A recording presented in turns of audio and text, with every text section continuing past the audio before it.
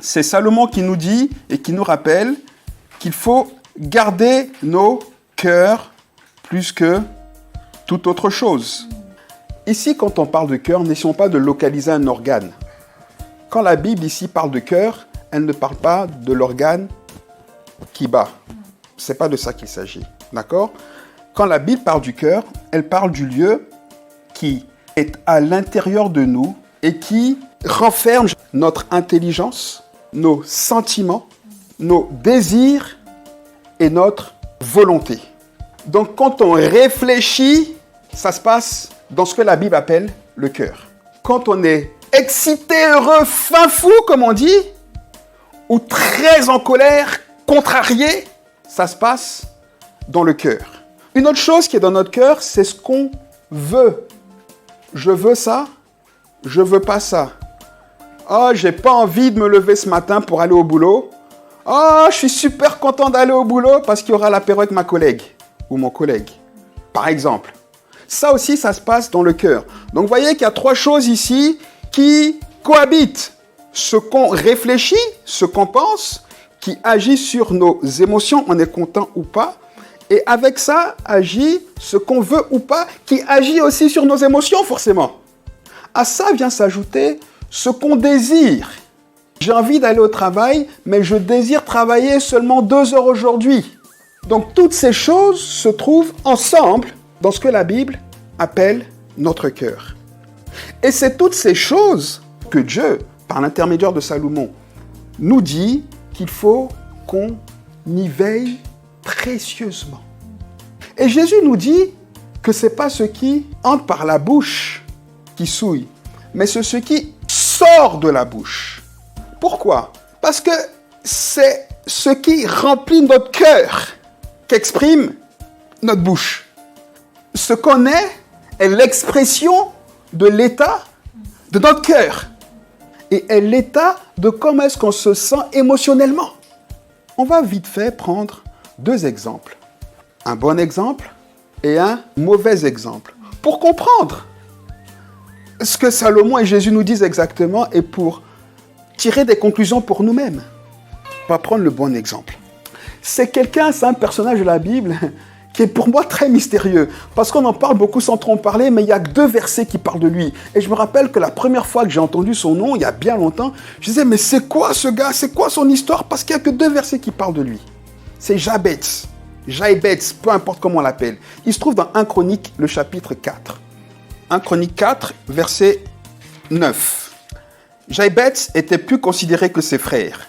Sa mère lui donna le nom de Jabetz, en disant « C'est parce que je l'ai enfanté avec douleur ».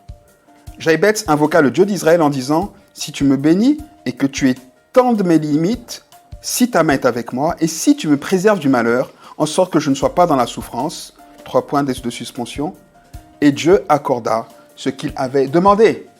La première chose qu'on sait, c'est que Jabetz, devenu adulte, était plus considéré que tous ses frères. C'est ce que la Bible dit au verset 9. La Bible commence par dire Jabetz était plus considéré que ses frères. Et autre chose qu'on sait, c'est que la mère de Jabetz l'a enfanté dans la douleur.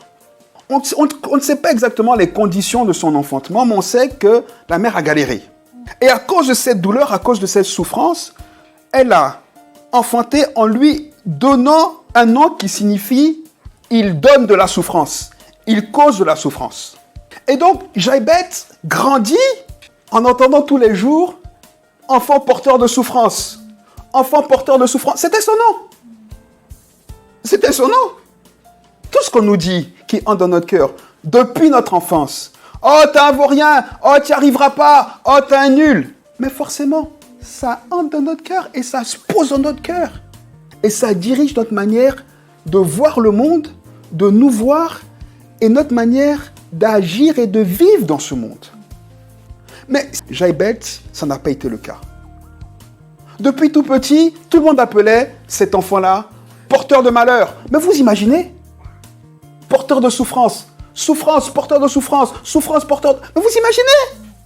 C'est comme si on nous appelait petit démon, petit démon, petit diable, petit diable.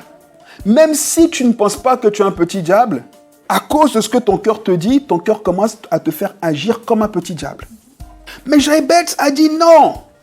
La Bible dit au verset 10 que d'arriver à l'âge de compréhension, Jaïbetz invoqua le Dieu d'Israël en disant « Seigneur, je ne suis pas un porteur de souffrance. Pourquoi est-ce que tout le monde m'appelle comme ça? Je ne veux pas cette identité-là. Je ne veux pas de cette identité-là. » Jaïbetz s'est révolté. Il dit non. Abraham n'était pas qualifié. Tu l'as qualifié. Sarah n'était pas qualifiée. Tu l'as qualifié. Tous mes pères, aucun n'était qualifié. David était le plus petit. Tu l'as qualifié. Pourquoi est-ce que moi, j'accepterais de grandir, de vivre avec l'idée que mon cœur veut me dire, à cause de tout ce que tout le monde dit de moi, que je suis quelqu'un qui est source de douleur et donc de malheur, de souffrance. Donc ça veut dire que moi, tout ce que je vais faire, c'est mal et qu'autour de moi, tout le monde sera dans le malheur à cause de moi. Jaïbetz a dit non. Il a gardé son cœur. Il a gardé son cœur. Il a dit non, non, non, non, non. Et il a prié.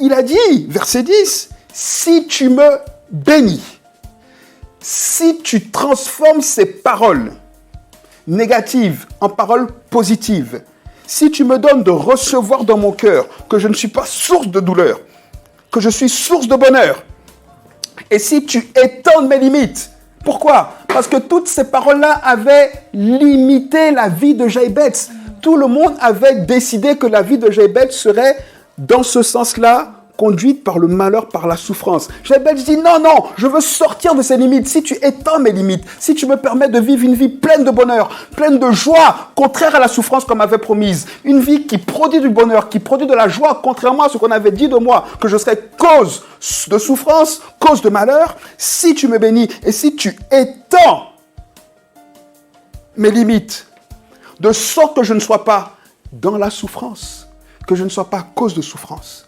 3 points de suspension. Ici, on met les 3 points de suspension pour que chacun se mette à la place de Jaïbetz et finisse cette prière. Pour que chacun se dise, mais peut-être que dans mon cœur, à cause de comment je vis, il y a des choses qui ont été posées. Je veux équilibrer mon cœur.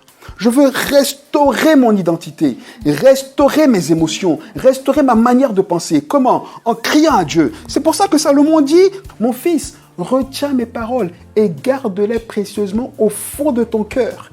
Proverbe 4, à partir du verset 20. Salomon dit, mon fils, sois attentif à mes paroles. En fait, il est en train de parler ici de la part de Dieu. Prête l'oreille à mes discours. Ça veut déjà dire, ne sois pas attentif aux paroles des autres. Ce qui doit compter pour toi, c'est ce que moi, Dieu, je dis. C'est pour ça qu'il dit, sois attentif. Mais nous, on est attentif à quoi? On est attentif à ce qu'on se compare en regardant les réseaux sociaux, à ce qu'on se compare à ce que les autres font, à ce que les autres disent. Ah, mais lui, il a ça, lui, là, elle a ça, lui n'a pas ci, moi, j'ai pas ça. On est attentif à toutes ces informations qui sont des informations négatives. Mais si on veut toujours regarder à l'autre, on ne sera jamais heureux. Alors qu'en vérité, l'autre, là, lui-même, il n'est pas heureux. Nous, c'est ça. On remplit notre cœur de ça. Salomon dit non, ne sois pas attentif à ça. Sois attentif à mes paroles, à mon discours. C'est ça que tu dois garder. Il dit, verset 21, garde mes discours. Il dit déjà, verset 20, sois attentif à mes paroles.